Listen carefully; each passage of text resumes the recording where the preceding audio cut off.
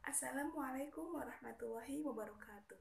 Perkenalkan, saya Iim Salimatus Saliyah dari Prodi Pendidikan Agama Islam, Fakultas Tarbiyah Universitas Islam Bandung. Pada kesempatan hari ini, saya akan mempresentasikan hasil skripsi saya yang berjudul Nilai-nilai Pendidikan Adab dalam Proses Pembelajaran Perspektif Surat Al-Mujadilah ayat 11. Di sini saya akan menjelaskan hal-hal yang meliputi alasan saya mengambil skripsi ini yang dilatar belakangi oleh pendidikan di Indonesia pada saat ini. Melihat fenomena yang terjadi dalam kehidupan umat manusia pada zaman sekarang sudah jauh dari nilai-nilai pendidikan. Banyak terjadi dalam proses pembelajaran adab siswa dan guru yang kurang sesuai dengan nilai-nilai pendidikan. Contohnya seperti adab siswa kepada guru maupun sebaliknya adab guru kepada siswa. Salah satu fenomena faktanya, adab siswa kepada guru dalam berita Okezon, siswa yang sedang mengeroyok seorang guru di Kendal. Tidak hanya adab siswa, tapi ada adab guru kepada siswa juga dalam berita Detik News. Guru yang sedang mencekik leher siswa itu merupakan tindakan kekerasan yang sudah melanggar kode etik pendidikan.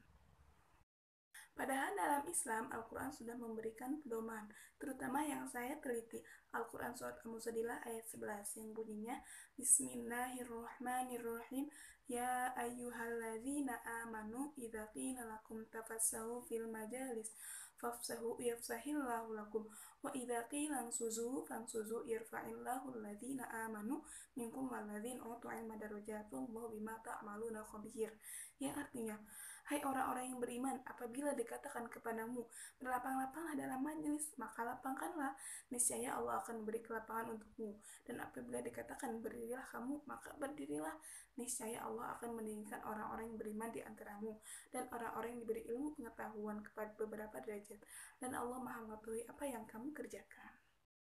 Jadi, dari ayat tersebut sudah sangat jelas bahwa adab itu harus sudah ada, baik itu adab siswa kepada guru maupun adab guru kepada siswa.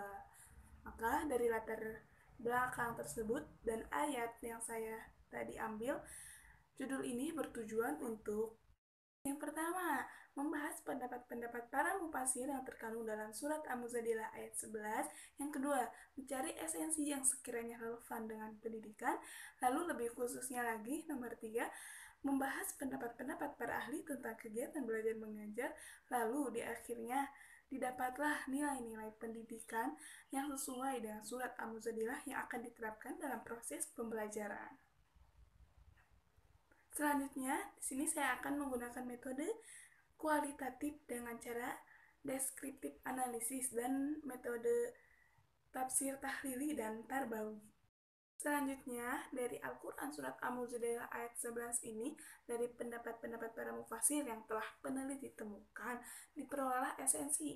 Yang pertama, perintah kepada kaum muslimin untuk hormat kepada Rasulullah di dalam majelis ilmu.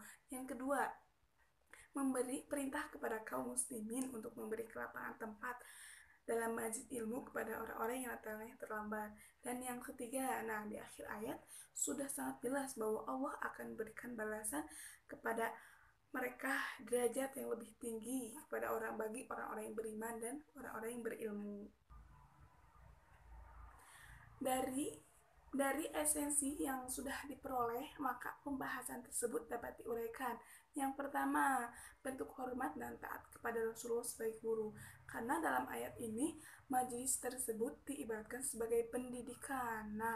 Sehingga dapat dikatakan Rasulullah ini sebagai guru yang sedang mengajar, dan kaum musliminnya itu diibaratkan sebagai siswa yang sedang menuntut ilmu. Maka siswanya itu harus mempunyai akhlak yang baik, seperti harus menghormati dan mentaati perintah guru. Yang kedua, memberi kelapangan dalam majelis. Di dalam ayat ini ada kalimat tafassahu fil majalis yang artinya berlapang-lapang dalam majelis. Ayat itu merupakan bentuk perintah sekaligus memberi kelapangan bagi sesama penuntut ilmunya.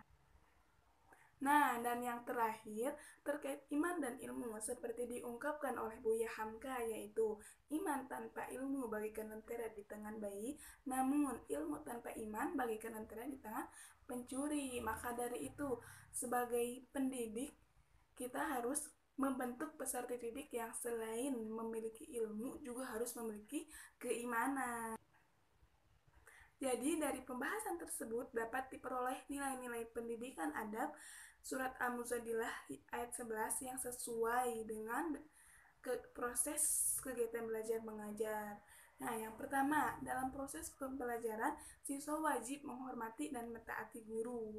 Nah, yang kedua, selain siswa harus berbakti kepada guru, guru juga dituntut untuk memberi keteladanan dan harus bersikap demokratis terhadap siswa dalam menuntut ilmu. Dan yang tiga, di sisi lain, antar siswa juga harus memiliki sikap peduli dan menghargai teman dalam memperoleh ilmu. Yang keempat, yang terakhir, nilai yang relevan dalam proses pembelajaran yaitu setiap muslim wajib memperkokoh keimanan dan memperluas keilmuannya. Nah, jadi dari skripsi yang sudah peneliti lakukan dapat ditarik kesimpulan bahwa dalam dunia pendidikan tidak hanya ditekankan pada penguasaan ilmu, akan tetapi juga harus ditekankan dalam membangun watak Islami sehingga mempunyai adab atau akhlak baik, terutama dalam proses pembelajaran yang menjadi aspek penting dalam pendidikan yang harus diperhatikan oleh pendidik dan peserta didiknya. Sekian yang dapat saya sampaikan. Kurang lebihnya mohon maaf. Akhir kalam, wassalamualaikum warahmatullahi wabarakatuh.